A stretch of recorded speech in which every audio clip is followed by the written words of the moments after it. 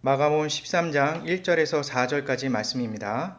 제가 읽겠습니다. 예수께서 성전에 나가실 때에 제자 중 하나가 이르되 선생님이여 보소서 이 돌들이 어떠하며 이 건물들이 어떠하니이까.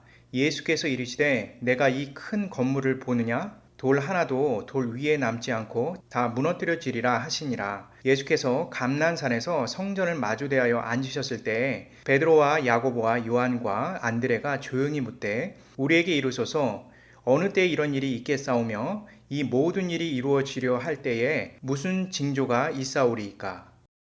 제가 잠시 기도하겠습니다. 사랑과 은혜가 풍성하신 하나님 감사드립니다. 하나님 말씀을 전합니다. 이 말씀이 주님의 말씀이 되어 우리에게 귀한 말씀으로 다가올 수 있도록 허락하여 주옵소서. 예수 그리스도 이름으로 기도드립니다. 아멘. 지난 주일에 나누었듯이 마가복음 13장은 종말에 대한 예언이 담겨 있습니다. 그러나 예수님께서 마가복음 13장에 종말에 대한 예언을 통해 말씀하시고자 하는 내용은 따로 있었습니다. 그것은 바로 인간이 하나님 없이 자신의 힘으로 세운 모든 것은 무너진다는 내용입니다. 하나님을 불신한 인간이 스스로 세운 모든 것은 악하기에 결국 죄를 쌓게 됩니다. 마가복음 13장은 하나님을 믿지 않고 살아가는 인생들의 최후의 심판을 그리는 내용입니다. 그런데 이러한 종말에 대한 내용이 마가복음 13장 안에 서로 다른 시점이 섞여 있습니다. 제대로 잘 구분하여 살피지 않으면 이해하기가 어렵고 난해합니다. 그리고 이 마가복음 13장에 나온 종말에 관한 말씀을 다른 종말에 관한 말씀 안에서 잘못 뒤섞여 엉키게 되면 문맥이 무너져 기독교 종말의 내용을 더욱 괴상한 얘기로 만들게 됩니다. 따라서 지난주에 나누었던 네 가지 종말의 예언의 시점을 마가복음 13장 문맥과 정황에 따라 잘 이해하는 가운데 바르게 풀어야만 합니다. 그런 의미에서 지난 주일에 나누었던 13장에 나타난 종말의 네 가지 시점을 잠깐 정리해 보겠습니다. 먼저 첫 번째로 종말 예언은 예수님의 십자가의 종말에 대한 예언입니다. 예수님께서 십자가 지심으로 성전된 자신의 몸이 완전히 무너질 것에 대한 예언이 나옵니다. 그리고 예수님께서 희생 제물로 피해 제사로 완전히 죽게 될 종말의 예언이 담겨 있습니다. 실로 엄청난 일입니다. 창조주가 자신의 인격이 무너지고 사지가 찢겨나가는 일이 일어나는 것입니다. 이것이야말로 종말이 아니고 또 무엇이 종말일까요? 두 번째의 종말은 바로 눈에 보이는 예루살렘 성전의 그 건물이 무너지는 것에 대한 예언이 담겨 있습니다. 이 종말에 대한 예언은 마가복음 11장부터 계속해서 나오는 내용으로 율법의 마침표라고 생각이 됩니다. 이스라엘이 그리고 이스라엘이 숭상하는 성전이 무엇보다도 그 성전에서 드리는 모든 제사가 완전히 무너질 것에 대한 예언입니다. 이스라엘과 구약의 율법들이 모든 것이 일제히 무너지는, 그래서 어떻게 보면 이스라엘 역사 속에 이스라엘 백성들에게 가장 암울한 고통스러운 순간이자 끝을 예언하는 것입니다. 세 번째는 초대교회의 핍박과 죽음에 관한 종말에 대한 예언입니다. 마가복음에 쓰여져 있는 시대는 AD 60년대에 있었던 가장 극심하게 몰려든 교회의 핍박에 대한 그런 내용을 담고 있습니다. 이는 네로 집권 후 교회에 본격적인 핍박이 있었던 AD 50년대의 핍박의 전조로 인해서 가장 암울한 초대교회의 종말의 분위기를 예언한 내용입니다. 예수님을 믿는다는 이유로 교회의 형제 자매들이 눈앞에 처참하게 죽어가는 광경을 보게 됩니다. 그리고 여기저기에서 사자의 밥이 되어 죽어가며 소리치는 괴성이 들려옵니다. 또한 사방에 불타 죽어가는 나의 형제 자매들의 살타는 냄새가 온 마을과 도시에 휩쓸고 가는 혼란스러운 상황이 그려집니다. 이 모든 상황은 교회에 있어서 종말이라고 말을 해도 과언이 아닐 정도로 차마 눈뜨고 볼 수 없는 그 내용을 담고 있습니다. 마지막 네 번째는 지금껏 누구도 경험하지 못한 우리 앞에 놓여져 있는 종말에 대한 예언입니다. 과거 2000년 전부터 계속해서 거론되어 왔던, 그래서 2000년이 지난 오늘날에도 여전히 얘기되고 있는, 하지만 성취되지 않은 마지막 최후의 종말, 최후의 심판을 의미하는 것입니다. 이러한 내용에 대해서 지난 주일에 마가복음 13장 1절에서 4절 중에 1, 2절을 통해서 먼저 나누었습니다. 마가복음 13장 1절부터 4절은 13장 전체에 들어가기 전에 우리에게 종말에 대한 내용이 어떻게 펼쳐질 것인지를 알려주기 위한 시작종과 같습니다. 지난 1, 2절까지의 그 내용을 통해서 예수님께서 눈에 보이는 화려한 성전의 종식과 함께 이 땅의 모든 화려한 것이 어떻게 허무하게 무너지게 될 것인지를 예언하는 내용입니다.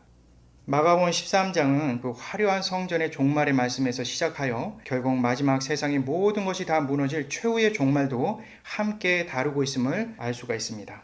저는 이를 잘 이해할 수 있도록 돕기 위해서 원근법이라는 방법을 통해서 13장의 4가지 종말에 대한 내용을 풀었습니다. 그림의 원근법은 멀리 있는 사물과 가까이 있는 사물을 한 폭의 스케치북에 담아내는 기술을 의미합니다. 예를 들어 산을 그릴 때 가까이 있는 것은 크고 선명하게, 뒤에 있는 산은 작고 불투명하게 그리는 것처럼 13장 한 장 내에 4가지 시점이 다른 종말이 서로 섞여 있는데 이것을 쉽게 풀어 그것이 명확하게 말씀을 구분하기 위해서 이 방법을 썼습니다. 이렇게 마가복음 13장 전체는 이러한 4가지 종말에 대한 설명을 하게 된 이유가 있습니다. 그것은 바로 이 세상의 화려함은 반드시 끝이 온다는 것입니다.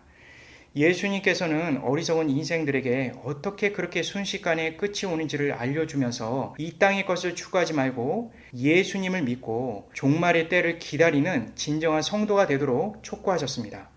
그렇지 못해 불신으로 일관하며 이스라엘 성전의 화려함처럼 세상의 화려함에 취해 그것을 추구하며 살아가게 되면 결국 갑자기 이스라엘이 성전이 무너지듯이 우리 역시 전혀 생각지 못한 때에 최후의 심판을 받게 될 것을 경고하고 계십니다.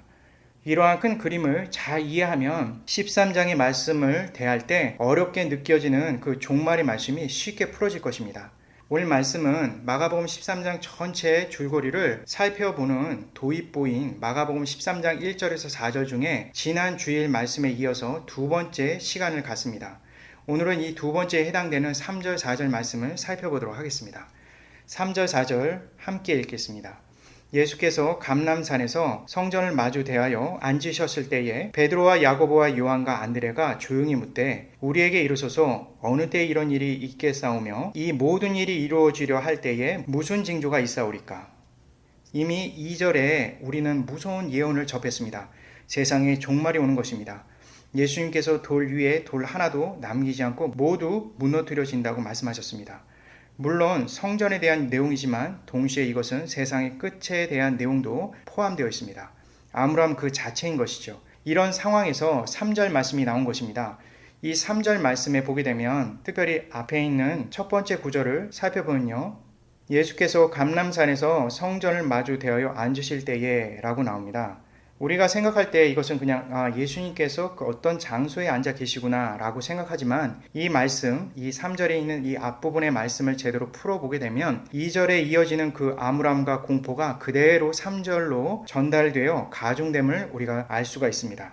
이 3절의 말씀을 보니까 사실 1절 말씀과 시간차가 많음을 우리가 느낄 수가 있습니다. 예수님께서 성전에 나오시는 장면을 통해서 예루살렘 성전에 있는 시온산에 계심을 우리가 알 수 있습니다. 하지만 3절에 가면은 감람산이라고 나옵니다. 이것은 예수님께서 시온산에서 내려오신 후에 산의 골짜기를 지나 그 반대편에 있는 감람산으로 오르셨음을 의미합니다. 다시 말해서 반대편에 있는 감람산에 올라서 시온산 쪽에 있는 예루살렘에 있는 헤롯 성전을 보고 계시는 예수님의 모습을 묘사하고 있는 것입니다. 그리고 예수님께서 성전을 향해서 마주 앉으셨습니다. 그리고 특히 마주 앉았다라는 이 마주라는 부분을 우리가 살펴볼 필요가 있습니다. 이 마주하다라는 이 단어는 히라보로 카테난티라고 하는데요. 이것은 그냥 마주 앉는 것에 의미를 두고 있을 수 있지만 문맥상으로는 적대적인 관계에서 응시하는 내용으로 해석될 수가 있습니다. 3절의 히라보의 문맥상으로는 이 도입부가 예수님께서 시온산을 지금 적대시하시면서 응시하시는 내용으로 묘사하고 있는 것입니다. 그리고 예수님께서는 바로 감람산이라는 곳에서 말씀하고 계심을 강조하고 있습니다. 이 표현은 스가랴 14장에 있는 내용과 유사점이 있습니다. 스가랴 14장은 이스라엘 백성들과 열방과의 그 싸움에 대한 내용이 담겨져 있습니다. 특별히 4절 이하의 내용을 한번 살펴보면요. 제가 읽어보겠습니다. 스가랴 14장 4절 예루살렘 앞 곧 동쪽 감람산에 서실 것이요 감람산은 그 한가운데가 동서로 갈라져 매우 큰 골짜기가 되어 산 절반은 북쪽으로 절반은 남쪽으로 옮기고 라고 나옵니다.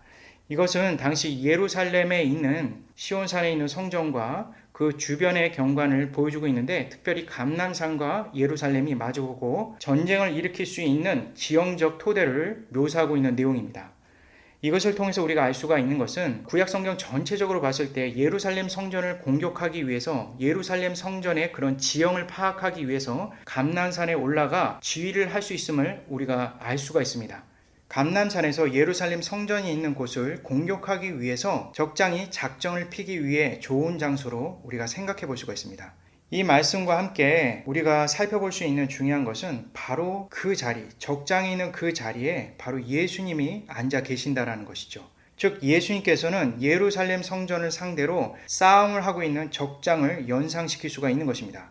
그동안 이스라엘은 철석같이 하나님이 자신의 편이라고 생각했습니다. 그런데 나중에 알고 보니까 하나님께서 이스라엘이 적이 되신다는 내용입니다. 이스라엘 백성들은 어떻게 될까요? 아마 정신적으로 붕괴가 일어날 것입니다.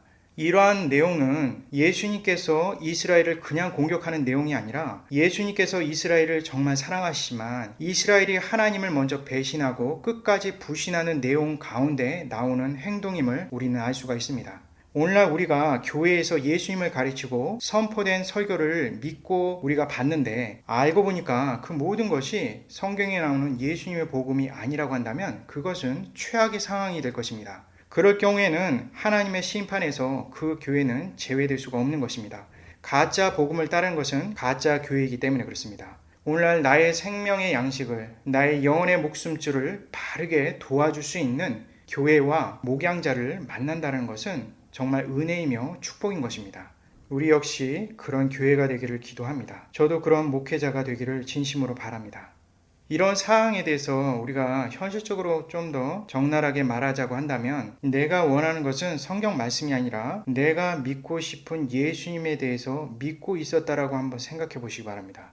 교회 목사님도 성도들이 원하는 그러한 예수님, 성도들이 상상하는 그런 예수님을 전한다고 생각해 보시기 바랍니다. 성경에 나오는 말씀은 아니지만 성도님들이 원하는, 대중이 원하는 그러한 예수님을 억지로 성경에서 짜맞추어 전한다고 한번 생각해 보시기 바랍니다. 성도들은 알면서도 자신의 마음에 흡족하여 그냥 기계적으로 그걸 들었다고 생각해 보시기 바랍니다. 그리고 무엇보다도 애써 성경에 나오는 진리를 외면했다고 생각해 보시기 바랍니다. 결국 이러한 교회와 나는 예수님의 심판대에 서게 될 것입니다.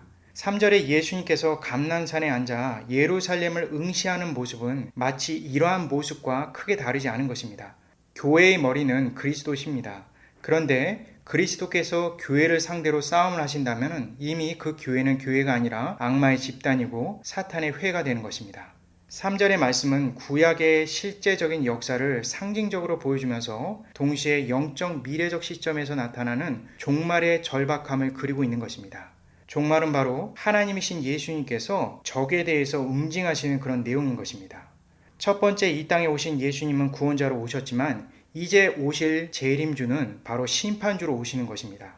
앞서 나눈 4가지 시점의 종말에 대한 내용 중에 예수님의 십자가의 종말을 빼놓고 나머지 3가지 종말에 대한 내용을 모두 담아내고 있는 것입니다.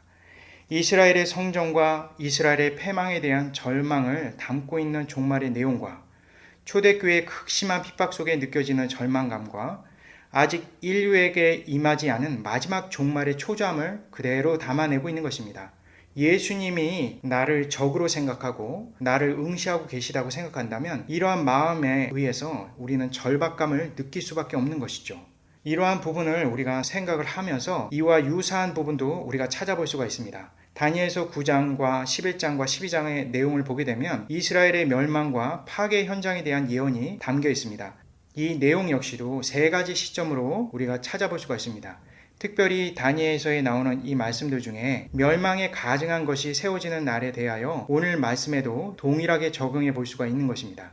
이미 역사의 뒤안길로 지나간 부분도 있습니다. BC 167년 안티오쿠스 에피파네스라는 이름의 그리스 통치자가 예루살렘에 있는 유대인의 예루살렘 성전에 돼지피를 뿌리고 번제단 위에 제우스단을 세웠습니다. 이러한 역사적인 사실뿐만 아니라 13장에 있는 이 말씀 안에서도 우리가 이와 유사한 것을 찾아볼 수가 있는 것입니다. 예수님께서 이스라엘의 종교 지도자들과 이스라엘이 하나님의 거룩한 성전을 가증하게 세우고 있는 것입니다. 이미 마가복음 11장에서 12장 강해를 통해서 우리가 살펴보았듯이 예수님께서 성전 파괴를 선언하는 시점에서 이스라엘이 하나님의 말씀을 더 이상 믿지 않고 자신의 유익을 위해서 하나님을 이용할 때 이미 예루살렘 성전은 더 이상 성전이 아니라 성전 위에 가증한 것이 세워져 있는 사탄의 회를 상징하는 성전이 되어버린 것입니다. 거룩하신 하나님을 빙자한 멸망한 가증한 것이 되어버린 것이죠. 이럴 때 바로 종말에 대한 내용이 그 안에 담겨 있는 것입니다. 또한 오늘날도 역시 그 믿음의 출처가 하나님으로부터 나온 것이 아니라 자신을 향한 그런 마음에서 출발한다고 한다면 그것은 결국 우리 마음의 성전 안에 멸망에 가증한 것이 세워지는 그런 찰나임을 우리는 기억해야만 하는 것이죠. 결국 이러한 사항이 바로 멸망의 징조와도 크게 다르지 않음을 우리는 생각해 볼 수가 있는 것입니다. 이것을 13장에 있는 4개의 종말에 대한 시점을 통해서 더욱더 명확하게 알 수가 있습니다. 먼저 마가복음 13장에 나오는 첫 번째 종말에 대한 시점에서 보게 되면 예수님의 십자가에 대한 내용이 종말에 대한 내용인데 이것이 마가복음 15장에 나오기 시작합니다. 그런데 이미 마가복음 14장에 한 여인이 비싼 향유를 깨고 예수님의 머리에 붓는 장면이 나옵니다. 그리고 유대인들이 배신을 하고 14장 50절에 제자들이 모두 하나같이 배신한 후에 예수님께서 십자가를 지시는 종말의 모습을 볼 수가 있는 것이죠. 두 번째 종말에 대한 시점인 성전 파괴의 실제적인 역사를 우리가 살펴볼 수가 있는데요. AD 70년에 디도 장군이 예루살렘을 점령할 그 시점 전에 유대인들이 극심하게 예루살렘에 있는 교회를 핍박함으로 교회가 많이 파괴되고 뿔뿔이 흩어질 뿐만 아니라 흩어진 자들을 더욱더 따라가서 핍박하는 그런 내용들이 있습니다. 세 번째 종말에 대한 시점은 AD 60년 말에서 70년에 극심한 교회의 핍박이 있는 그 종말의 시점에서 초대교회의 이단과 교회를 어지럽히는 일들이 생기게 됩니다. 그동안 없었던 교회의 내부 분열이 일어나기 시작하는 것이죠. 그리고 그 안에 율법주의가 교회의 행위를 강요하는 그런 일들이 일어나게 됩니다. 그리고 나서 교회의 극심한 종말과 같은 박해가 일어나는 것입니다. 마지막 네 번째는 우리 앞에 종말에 대한 예언입니다. 오늘날에 교회의 권위가 땅에 떨어졌습니다. 그리고 복음에 대해서 모르는 자들이 교회에 출석을 합니다. 종말이 다가오는 성경의 징조를 이해하지 못하고 재림하여 이 세상에 심판하실 예수님을 가볍게 생각하고 이 세상이 즐거울 때 이미 종말이 임박했음을 우리가 생각해 볼 필요가 있습니다. 이 4가지 종말에 있는 내용 안에는 징조와 표식이 있는데 그것은 바로 가장 극심하게 타락하고 가장 극심하게 문제가 발휘될 때 종말의 때가 가까움을 알아야 한다는 그런 내용인 것입니다. 결국은 종말이라는 시점 속에서 우리에게 분명한 징조가 보이는데 그것은 가장 연약할 때 임하게 되는 종말의 특이성을 우리가 살펴볼 수가 있는 것입니다. 다음으로 3절에 있는 베드로, 야고보, 요한, 안드레가 등장하는 장면이 나옵니다. 3절에 베드로, 야고보, 요한이 예수님께 물어보는 장면이 나오는 것이죠. 여기 특별히 우리가 살펴볼 것이 안드레라는 이름이 나옵니다. 복음서에는 흔치 않은 모습이죠. 보통은 베드로, 요한, 야고보 또는 베드로, 야고보, 요한 이런 식으로 순서를 지어서 대표되는 3명의 제자들이 나옵니다. 하지만 3절의 말씀을 보게 되면 안드레까지 포함되어 있습니다. 따라서 이 작은 문장 안에 이들의 등장함으로 인해서 우린 2가지 의미를 살펴볼 수가 있습니다. 첫째로는 멸망이 임박함에 대한 아둔한 제자들의 모습을 우리가 살펴볼 수가 있습니다.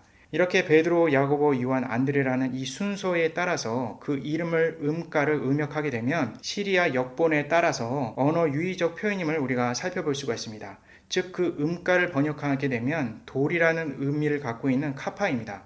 이것은 제자들의 모습을 가리키는 것이죠. 예수님의 진리를 바르게 이해 못해 곧 십자가 지실 예수님을 깨닫지 못하는 경우가 생기는 것입니다. 그렇게도 8장 중간부터 10장 끝까지 3번이나 십자가 지실 것을 제자들에게 예언했지만 도통 제자들은 깨닫지 못합니다. 결국은 여러 무리들과 함께 세상에 흥겨워하며 예수님의 십자가 지실 것을 전혀 예상하지 못하는 제자들의 무능한 모습과 무식한 모습을 표현한 그런 내용입니다.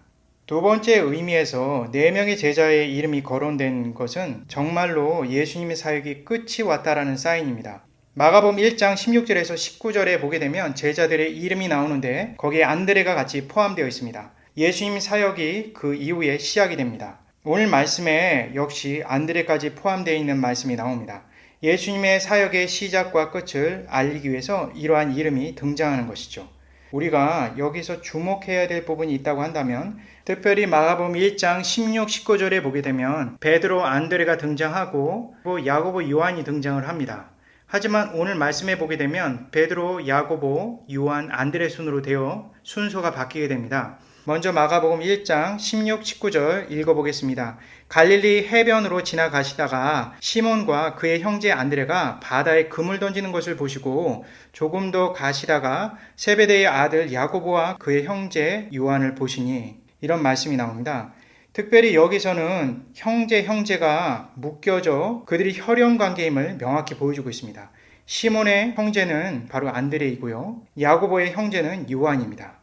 그런데 오늘 말씀에 보게 되면 이러한 구도가 완전히 깨지게 됩니다. 순서도 뒤바뀌어 있죠. 마가복음 13장 3절에 있는 순서는 어떻게 되어 있습니까? 베드로와 야고보, 요한, 안드레입니다. 혈연관계로 묶여져 있는 내용이 아닌 것이죠.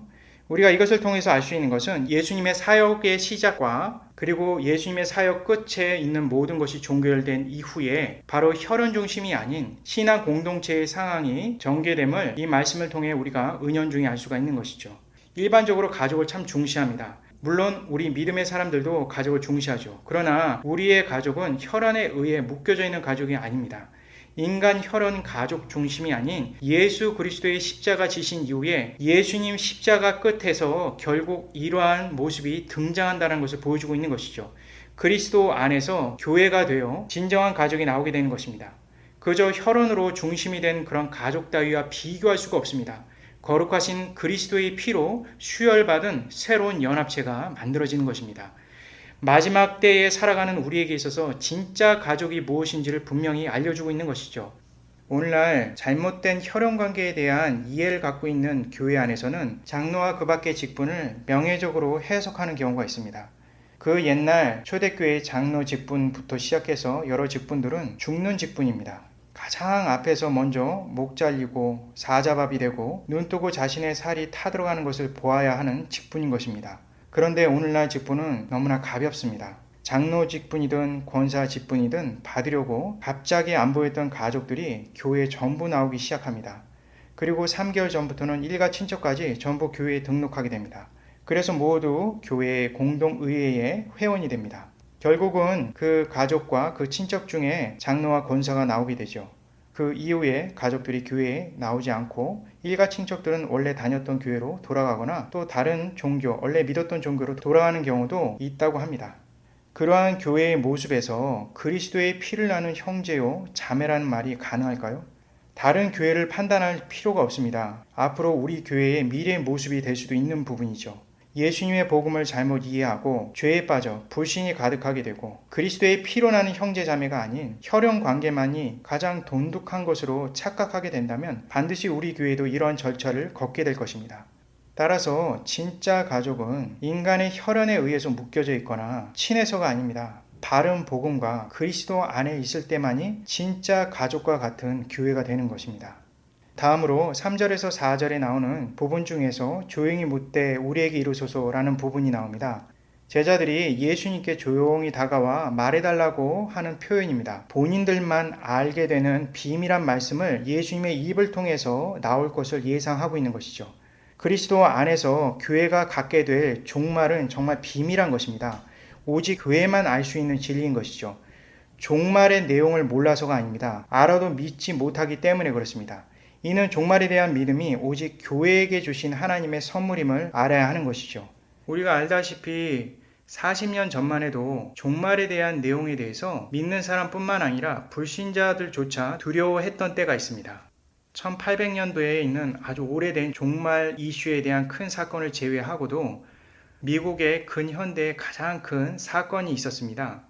미국 기독교 연합회 창시자이며 유명 TV 복음 전도자였던 팻 로버트슨이 1980년 5월에 자신이 진행하는 TV쇼에서 미국 전역을 떠들썩하는 그런 말을 했습니다. 그는 그 당시에 이렇게 말했습니다. 여러분 장담컨대 1982년 말에 심판의 날이 옵니다. 이로 인해서 시청자들이 큰 충격과 경악을 하게 되었습니다. 그리고 나서 미국 사회 전반적으로 그 충격이 그대로 전해지게 되었습니다. 신앙인들 뿐만 아니라 비신앙인들조차도 두려움에 떨게 되었습니다. 그러나 나중에는 해프닝으로 끝나죠. 한국의 경우도 마찬가지입니다. 우리가 알다시피 1990년부터 시작된 다미 선교의 이장님이라는 사람에 의해서 사회에 큰 파장이 일어납니다. 이장님은 1992년 10월 28일에 휴거가 일어난다고 언급하였습니다. 이로 인해서 당시 기독교 신자 수가 갑자기 늘어났습니다. 대형교회는 신자 수가 늘어나자 이장님의 이단성에 대해서 묵과했습니다. 작은 교회들도 역시 침묵을 지켰습니다. 몇몇 양심 있는 목회자와 교회만 외쳤지만 늘어나는 성도 수의 유혹에 벗어나지 못했습니다. 한국에서도 당시 불신자들조차 걱정하는 내용들을 많이 나누었습니다. 이러한 증거로 인터넷이 보급되지 않은 시절에서 지상파 방송은 상당히 막강한데 그곳에서 대대적으로 방송을 하였습니다. 당시 시청률이 높았던 KBS 사랑방 중계와 뉴스비전 동서남북 그리고 MBC PD수첩 등에서 방영하였습니다. 전철이나 여러 가게집에서 창가에 그리고 벽에 휴거에 대한 포스터가 붙여져 있었습니다. 그리고 나서 10월 28일 아무 일도 일어나지 않았습니다. 이러한 소동이 벌어진 이후 바로 오늘날에는 교회조차도 종말에 대한 얘기가 나오거나 설교 단상에서 선포하는 것을 꺼려합니다. 그리고 혹시나 이단이나 사이비로 취급받을까봐 두려워합니다. 종말에 대해서 예수님의 재림에 대해서 말하면 세상 사람들은 이제는 시큰둥합니다. 이로써 오늘날 종말과 예수님의 재림에 대해서는 사이비 이단 단체들의 전유물이 되었습니다. 그리고 극히 일부 정말 믿음에 대해서 바르게 이해하거나 세대에게 주시는 하나님의 뜻과 그 말씀을 분별하여 진정으로 주님의 때를 기다리는 성도를 제외하고는 대부분 침묵으로 일관합니다.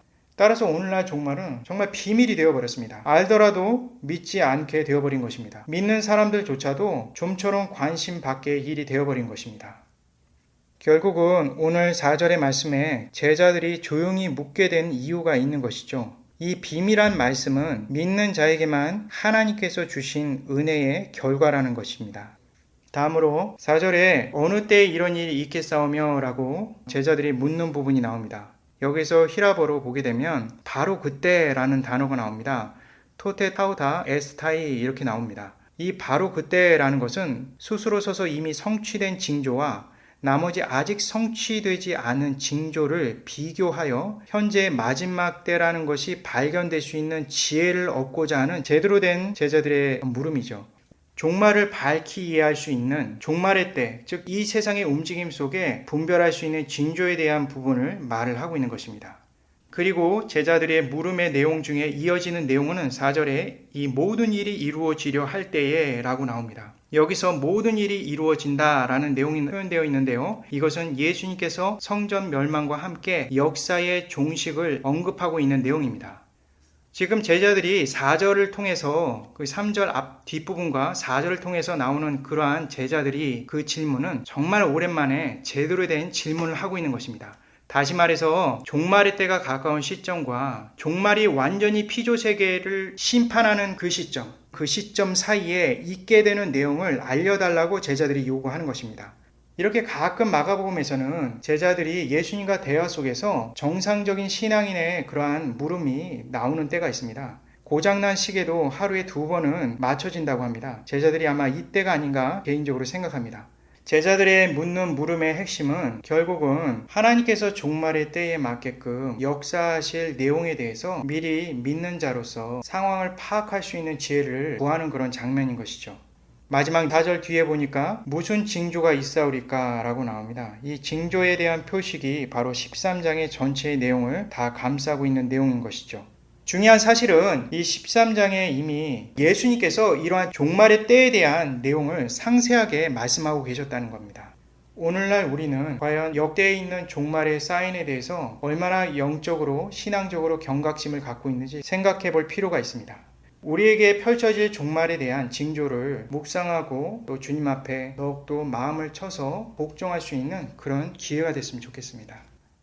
말씀을 마치려고 합니다. 오늘날 종말에 대한 말씀은 금기시되는 것처럼 보입니다. 그러나 진짜 믿는 성도라고 한다면 종말을 예수님의 재림을 믿음으로 고백하고 믿음으로 깨어 근신하는 기회로 삼아야만 합니다. 종말을 외치며 우리 생활이 주님께 전혀 초점이 맞춰지지 않는다면 그것은 죄악입니다. 종말을 이해하는 만큼 우리는 믿음으로 하루하루를 살아가고자 고백해야만 하는 것입니다. 그리고 종말을 함께 공유하는 주님의 백성들과 함께 마지막 때를 기다리며 진짜 가족으로서 서로 섬겨야 할 것입니다. 무엇보다도 우리에게 있어 종말은 그리고 죽음은 이 세상에 맛보는 간헐적인 행복과 비교할 수 없는 것입니다. 우리는 주님을 기다리며 기쁨으로 어떻게 하루하루를 살아갈지 고민하며 우리 주님이 다시 오실 믿음의 고백이 날마다 삶 가운데 이루어져야만 하는 것이죠. 마지막으로 요한계시록의 종말을 기대하며 믿는 자에게 주시는 말씀을 읽고 마치려고 합니다. 요한계시록 22장 20절에서 21절 함께 읽겠습니다. 이것들을 증거하신 이가 이르시되 내가 진실로 속히 오리라 하시니 아멘. 주 예수여 오시옵소서. 주 예수의 은혜가 모든 자에게 있을지어다. 제가 기도하겠습니다. 사랑과 은혜가 풍성하신 하나님 감사드립니다. 하나님, 이 말씀 우리 마음판에 깊이 있게 새겨 종말의 때에 더욱더 주님을 굳건히 붙잡고 살아갈 수 있는 우리 모두가 되게 허락하여 주옵소서. 그러한 믿음으로 날마다 고백하는 자가 되게 허락하여 주옵소서. 예수 그리스도 이름으로 기도드립니다. 아멘.